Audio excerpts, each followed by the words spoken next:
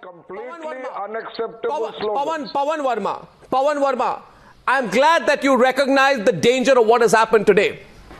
Because I think what happens is that some politicians jump the gun, want to seize political advantage of a particular situation, fail to realize that this is not the right to dissent.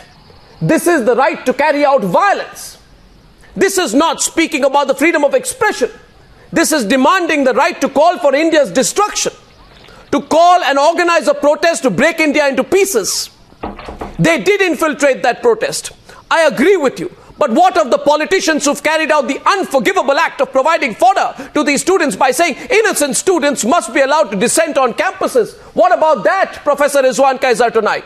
Innocent students must be allowed the right to dissent on campuses. Who made this into a debate on sedition? Yeah. Which it is not, because I've shown you the video tonight.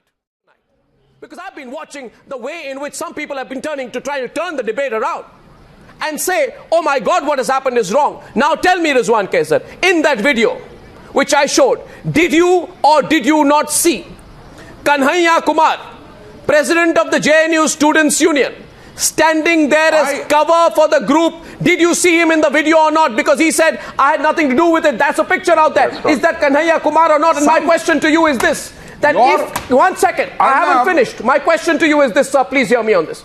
Kanhaiya Kumar, arrested for sedition, is seen in one of the videos we put out tonight where separatist slogans are being raised. I don't even want to repeat the slogans that were used. I am put them out so that the people of this country know the reality. Now, even if he's not sloganeering himself, even if he's not himself saying Bharat ki barbadi tak, etc., the rubbish he speaks. He's trying to find out, Arnab, who are these people? No, my question is, Pawan Verma, my question is 1 minute. Was there to handle all my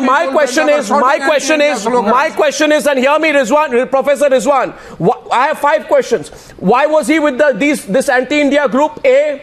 2, when separatists and pro-afzal slogans were being raised, why didn't Kanhaiya Kumar raise a protest and shout them down? He's the president of the JNU Students' Union. He can't even speak against it. Question number 3, as the president of the JNU Students' Union, was it not his responsibility to ensure that these protesters are made to shut up? 4, if the narrative thus far has been that Kanhaiya Kumar came to the protest to defuse the tensions, why doesn't the video show him intervening when there are incessant chants of Azadi by these half-masked men?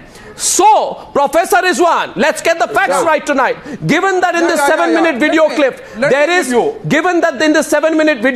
is a definite eventual takeover by a group of mass students making provocative anti-India statements, what compelled Kanhaiya Kumar to turn mute? To not speak a word? Not speak a word, stand there tonight, and one of those people was pushing him in the front, telling the police, you want our I-cards? Take an I-card of Kanhaiya Kumar as well. How can you turn around and say I never knew and it is all wrong what is happening out here? Please, Rizwanji, please be rational tonight. I request you to play out Kanhaiya's speech that he made the next day. Is Kanhaiya Kumar present in that? Is Kanhaiya Kumar? I am asking you, did Kanhaiya Kumar stand there, right there in front of the people who are carrying out the anti-India slogans? Did he say a word? Did he say a word? The president of the JNU Students' Union cannot speak a word. The president of the JNU Students' Union cannot speak a word while his protest is being taken over.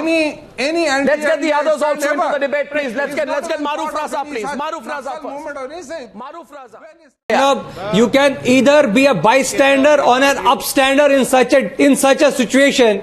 And as Kanhaiya Kumar, as a JNU SU president, he should have been an upstander and told these people, please don't make such slogans, because these are slogans which are clearly not freedom of expression.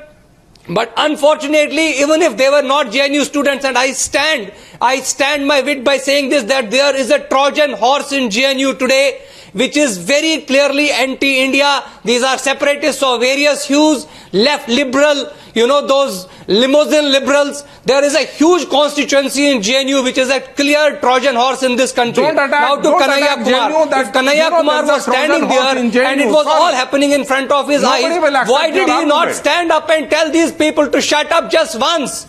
and tell them, can you please allow me to speak, sir? Arnab. Can you please allow me to speak? So this gentleman could have called the police, he could have called the proctor, but he did none of this. He just allowed it to happen. I have been to JNU many times myself, and we have heard these slogans before. I am telling you that there is a huge constituency in JNU which clearly supports the barbadi, as they say, of India, and who want to look at India as... I am not targeting the child. I am not targeting. Please don't go into generalizations. The truth is that I stay on facts tonight. 1 minute. One fact tonight I want to present you. Professor Rizwan, wait. Professor Rizwan, please wait. I don't want to speak over you. 1 second. Point here tonight. See the pictures. 3 things come out. This fellow Kanhaiya is next to Omar Khalid. Okay? Omar Khalid is standing next to him. Okay? You can see him in the pictures there. Kanhaiya is seen fighting with the police instead. Now Omar Khalid stands next to Kanhaiya and is laughing while all that is going on. And these are the same people, you stand there next to them, these are same people, you have a group of students calling for freedom in reference to Kashmir on an Indian university campus. You have a group of students who say, Afzal, your death will bring a revolution, which clearly refers to him as a martyr whose death will trigger a revolution or a movement for independence in Kashmir. We're supposed to be quiet about it. There are a group of people, students who say, Afzal, your murderer is still alive. I take offense, Pawan Verma, because the reference to the murderer, Maruf Raza, is the Indian state. The reference to the murderer is the Indian judiciary. The reference to the murderer is the Indian judiciary, which after a long and elaborate process sentenced him to death for his role in the parliament attack. JNU is an autonomous body. They have all the... Maruf, let me intervene and say one thing to Tanveer Sadiq. You see, I'll tell you one thing. Tanveer Sadiq, just relax, okay, for a minute. Just relax for a minute, Tanveer Sadiq. Relax, Tanveer Sadiq. I'm telling you to relax. Relax, Tanveer Sadiq. I'm saying something to you tonight. Please take a deep breath and be quiet for a minute because I want to say something to you. Tanveer Sadiq, now you hear me? Don't scream and shout and rant now. Please listen to me. Listen to me. I'm saying something to you, Tanveer. 1 second, Maruf, for a minute, please. Let me handle this. 1 second. May I ask these two supporters? May I ask these two people who you support cannot such decide sedition? who is May I a ask them nationalist and who is straight not. question? No. My point Mr. is that Sadiq, please, we are not Mr. Sadiq, please be quiet. Please allow others to speak. Mr. Sadiq, will you allow others to speak? Yeah. Now I want to ask you a couple of questions. Isn't it ironical that in the same week that 10 Indian soldiers have died in the freezing heights, these chaps who are being funded and subsidized for their education by the same Indian state are asking for the breakup of the Indian state? Aren't we all ashamed that we are even giving them room to question the integrity of the Indian state? You At least are I'm only ashamed. feeding people I'm who ashamed. just learned and... Sir, मेरी बात सुन लीजिए. Listen to him, please. Maruf is saying something. You haven't verified this. Maruf is speaking. Please let me complete.